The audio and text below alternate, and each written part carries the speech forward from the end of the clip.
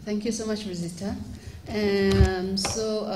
Without delaying, untuk pembentangan yang seterusnya, kita akan menjemput Cik Rohaya Ali daripada IKRI untuk membentangkan sebahagian daripada dapatan kajian tesis masters dia. Dengan segala hormatnya, dipersilakan. Thank you, Dr. Tina. Assalamualaikum warahmatullahi taala wabarakatuh. Yang berbahagia Cik Umar, Prof. Zuraini dan rakan-rakan sekalian. Okay, I think you have to bear with me that my presentation will be in Bahasa Melayu since this month is a month of Bahasa Melayu lah. Alasan aja. Okay, so tajuk pembentangan saya, sebenarnya asalnya saya punya kajian ni nak membuat perbandingan membuat perbandingan tentang critical success factor di wawasan Open University dan Open University, tapi disebabkan keterbatasan masa, saya cuma sempat buat di Open University Malaysia sajalah. Okay, so tajuk kajian saya adalah pembelajaran di Malaysia dari segi kepentingan dan prestasi faktor kritikal kejayaan, atau kita lebih kenali sebagai critical success factor, tapi dari perspektif tutor di Open University Malaysia. Okay, dari segi kandungan pembentangan saya, okay, sedikit kajian terdahulu mengatakan pelaburan yang besar diletakkan dalam pembelajaran oleh banyak syarikat dan institusi pendidikan. Walaupun bacaan saya ni untuk tahun 2002 punya kajian, sepatutnya kita 5 tahun yang terkini, okay, tapi masih relevan lagi untuk kita kongsi bersama hasil kajian Salas dan rakan-rakan. Okay, akibat daripada pelaburan yang besar ke atas pembelajaran ni, jadi dia menimbulkan mengakibatkan permintaan yang tinggi, permintaan yang tinggi especially untuk pendidikan berterusan dan sepanjang hayat, which is kita punya core business lah. Okay, and then ini juga diakibatkan oleh pada masa kini tumpuan kita lebih kepada teknologi digital, perkembangan internet, pembangunan infrastruktur e-dagangan, semua e-government semua. Okay, and then pengetahuan dan maklumat yang semakin ketinggalan, outdated. So macam Puan Rosita kata tadi, they want fast. Okay, student nak cepat, tak mau tunggu even 1 hour pun they cannot wait. Okay, and then dan seterusnya ini telah meningkatkan penggunaan pembelajaran di Malaysia lah. Okey, sedikit definisi tentang pembelajaran. Mungkin kita semua dah tahu, tapi mungkin sebahagian tak clear lagi. Okey, and then pembelajaran bermaksud pembelajaran dalam talian menurut LearnFrame. Okey, so di mana pelajar menggunakan komputer untuk mengakses kursus. Okey, pelajar juga tak perlu hadir secara fizikal ke kampus untuk melibatkan diri dalam kursus atau aktiviti pembelajaran.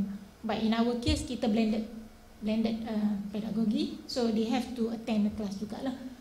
Okay, and then menurut Jamaluddin pula, pembelajaran merupakan simbol status yang membanggakan.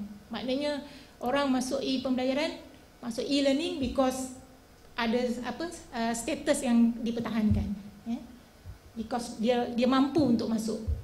Okay, dan menurut Jack Welch pula, Jack Welch adalah CEO General Electric. Pembelajaran digunakan untuk membina insan, meningkatkan modal cendekiawan sesebuah organisasi. Okay, sedikit definisi untuk faktor kritikal kejayaan. So CSF actually merupakan aktiviti ataupun komponen yang sesebuah organisasi tu kena beri perhatian. Macam kita buat planning and budgeting pun, it's always kita relate kepada critical success factor untuk satu-satu kita punya aktiviti atau program lah. Okay, so and then dalam kajian saya ni, saya menggunakan analisis critical success factor lah. Okay, critical success factor dia melibat analisis CSF melibatkan di mana kita mengenal pasti keperluan institusi, okey, dengan jelas dan lengkap. And then melalui CSF ni kita gunakan kaedah SMART. Kita punya CSF mestilah boleh diukur dan boleh boleh dikawal lah. Okay, and then contoh CSF dalam e-pembelajaran kajian oleh Lord. Beliau mengenal pasti bahawa teknologi, tenaga pengajar dan pengalaman penggunaan teknologi itu ada merupakan CSF dalam e-pembelajaran. And then menurut Salim pula, ketika success factor dalam e-pembelajaran adalah ciri-ciri pengajar, ciri-ciri pelajar dan teknologi. Okay. So permasalahan kajian saya sebenarnya kita tengok rancangan Malaysia ke-9 lah.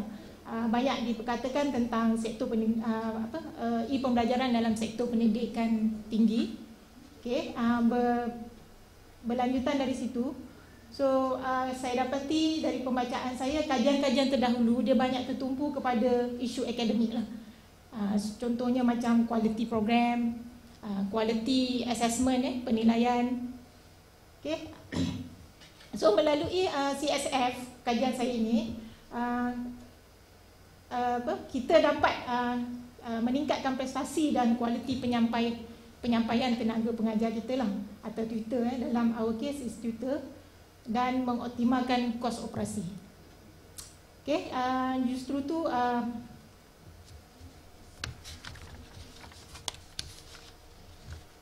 kajian saya, jadi saya mengambil inisiatif ni untuk melihat tahap kepentingan dan prestasi sistem penyampaian dan sokongan e-pembelajaran yang dibekalkan oleh OUM, tapi dari perspektif tutor kita. Okay, so objektif ni actually objektif kajian dan objektif thesis master saya lah. Okay, di mana saya kenal pasti faktor kritikal kejayaan yang berkesan. Kemudian saya tentukan jurang di antara kepentingan dan prestasi, faktor-faktor yang dikenal pasti dalam nombor 1 tadi. And then kita cari kekangan atau limitasi yang dialami oleh tutor dalam membantu menjayakan e-pembelajaran di OUM. And then di akhirnya saya sediakan sedikit cadangan penambahbaikan lah untuk pihak OUM.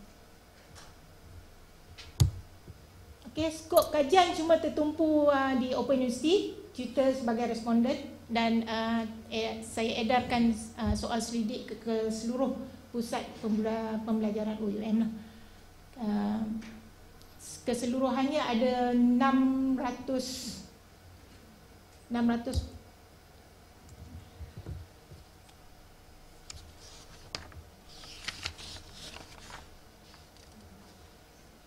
Okay, tutor yang kita ambil daripada populasi semester Januari 09 ada 3,524 orang. Tapi soal selidik yang saya edarkan dalam 627. Okay, serotan literature, actually tadi saya dah cakap yang sebelum tadi, ini beberapa lagi lanjutan. Di mana Maslin dia melihat ketika dari tahap kritikal sesuatu aktiviti itu dari segi faktor sokongan teknologi dan institusi. Okay, so I got my idea untuk kajian ni juga daripada kajian oleh Maslin lah, di mana dia cadangkan ketika success factor dari tutor perspektif. Okay, and then oleh Salim ni dia kena pasti 8 kategori CSF tadi yang saya cakapkan tadi.